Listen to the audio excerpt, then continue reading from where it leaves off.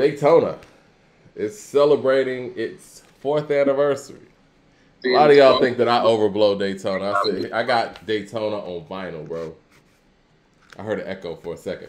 I got Daytona on vinyl, and I want to talk about, man, like, what were some of your favorite songs off of this album, and what were some of your takeaways? I know we talked about Daytona early, man. That's some of our breakdowns that a lot of people didn't get to hear when the album came out. I think everything on there is pretty glorious, to be quite frank with you. That's one of the beautiful things about it. It's compacted and it's short, but it's so satisfying and fulfilling. All of the songs feel full. If You Know, You Know was the best rap song that year, in my opinion. Just if we're just talking like all things considered. Hard Piano is just some epic big boy talk between Pusha and Ross. Like, they're both at the top of their game on that level. You know, my personal favorite is What Would Meek Do. That's one of the best verses of Kanye's career. Pusha T is in Pocket as well. I love I love the name of the song and the message. I love the honesty in the record. Infrared, obviously, I think we all know what Infrared is and kind of what it did and what it led to. Mm-hmm. So, and this is without bringing up the games we play. Well, let's go to the track list real quick, because, yeah, I mean, if you go to If You Know, You Know, I think it's a perfect intro, perfect first song, right? Games We Play was my favorite song on the album for a minute. I was bumping Daytona today, man, and I'm sitting here like, listen, man, this intensity here, production-wise and, you know what I'm saying, rap-wise, I didn't hear on It's Almost Dry, and I don't want to harp on It's Almost Dry because I think we kind of end up there at every show. But, man, the Games We Play is vicious. And then, like you said, Hard Piano takes you to a place. I mean, lower levels where you settle at. I'm the pot calling the kettle black. Where's no brick pedals at? Between God and where the devil's at. Had to double dutch and double back. And hopscotch to where the trouble's at. Exactly what the game's been missing. Like, it's bars like that on every single song. And I know a lot of y'all think that we kind of overblow this album. But the spit game from Pusha and the production job from Kanye, this is a special album. It is. It's a special album, regardless. Come Back Baby, which you and I believe is the weakest song on the album, right? It's still banging. If it was on It's Almost Dry, it would be a highlight. Santeria, I mean, that speaks for itself.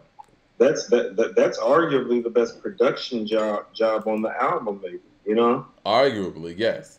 What Will Meek Do? Like you said, you get one of Kanye's best verses at a very tumultuous time of Kanye's career. This is Kanye after wearing the MAGA hat for the first time. Kanye after going on TMZ and getting approached by basically the whole staff. You know, everything Ye say caused a new debate. Come on, man. I won't feel right till I feel like Phil Knight. Going for 6 rings like what Phil told Mike. 7 pill nights. You know what that feel like? No more hiding my scars and show them like Seal, right? Beautiful. And we know what Infrared is. Yeah. Yeah. You know, the Wayne bars on Infrared, where he's like, he see what I see when he see Wayne on tour. Flash without the fire. Another multi-platinum rapper trapped and can't retire. Niggas get exposed. I see the cracks and I'm the liar.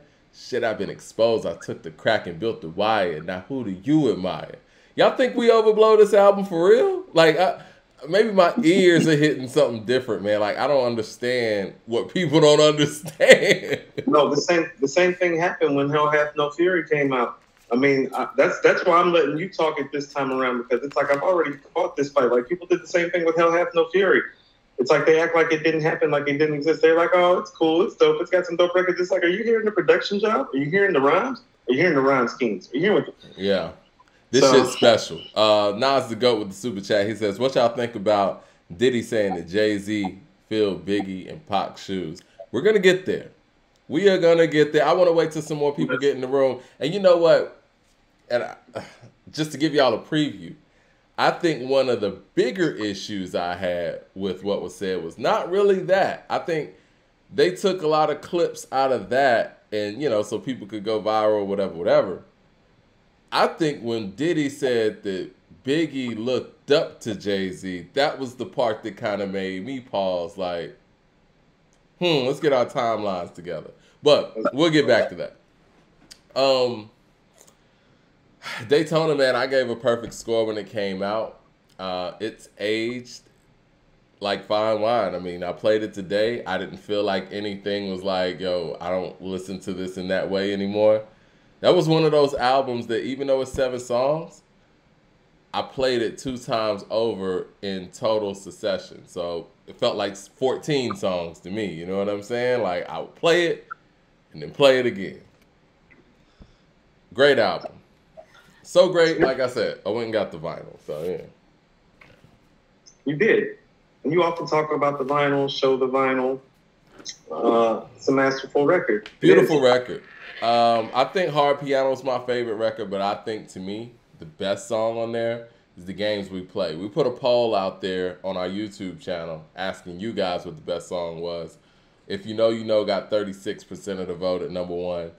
The Games We Play got 27% of the vote at number 2. Santeria got 21% of the vote at number 3.